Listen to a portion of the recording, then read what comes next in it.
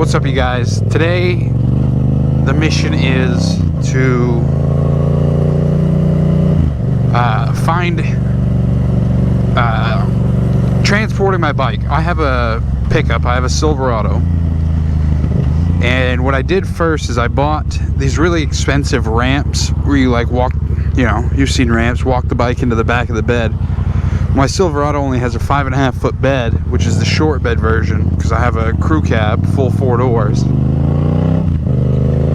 And so the bike's longer than that, so you can't put the tailgate up if the bike's in the back strapped down, you know. And so you can't really transport anything else with it. And for me, that's an issue. Anytime I take a trip, it's a long trip, I got a bunch of stuff that, you know, I want to be able to put the tailgate up so stuff doesn't slide out. That's long story short.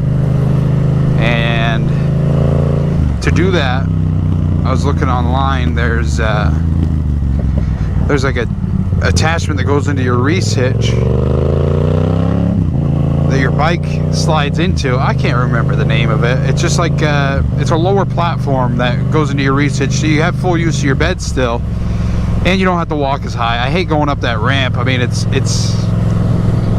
pretty mundane for the most part, but still it takes precision. Like, stuff could go wrong. You're quite a few feet in the air, and it doesn't take much to tip a bike over.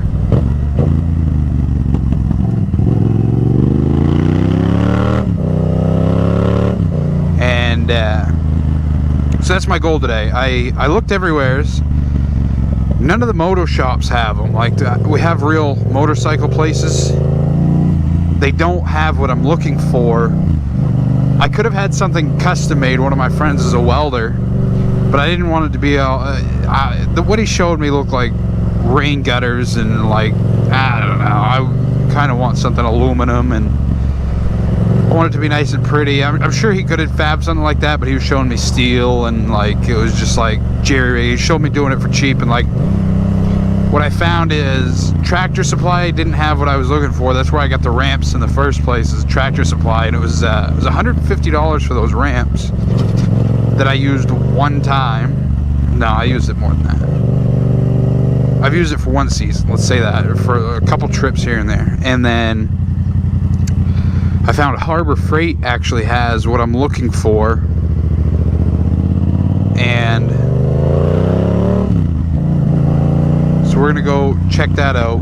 Jesus, can't tell if that was a girl or a boy, but they weren't wearing a shirt. Disturbing. We'll go check out Harbor Freight, see what they have. Not opposed to Harbor Freight. I do have a lot of experience with Harbor Freight. I've used Snap-on tools. I've used everybody's tools when and you know, around a shop they're fine. The only bad thing I'll say about Harbor Freight tools is there was one time I was trying to change a battery on a logging truck. It was -30 without the wind. I believe it was around -50 with the wind. So you're talking about, and we're by the side of we're outdoors, but the way we're sitting, there's like a crazy vortex happening with the wind off of a garage we were sitting next to. Battery's completely dead in the truck, couldn't move it, so we needed to change the batteries out there. And we have a 3/8 wrench, which is small compared to like most truck parts, just a battery wrench. And with the coldness, it made their cheap metal so brittle. In fact, it shattered the teeth on the wrench itself, and that was literally the only 3/8 wrench we had.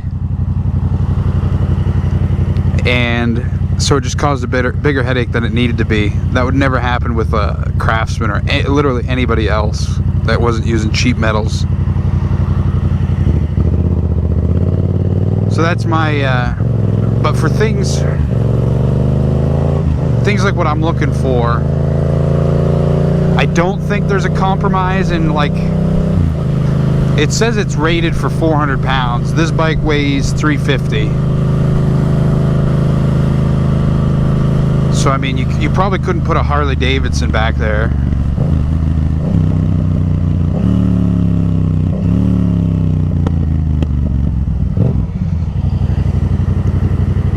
yeah, so that's my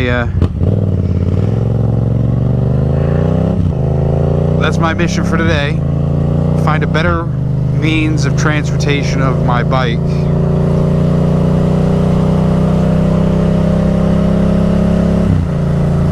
Anyway, thank you guys for watching, and I'll see you next time.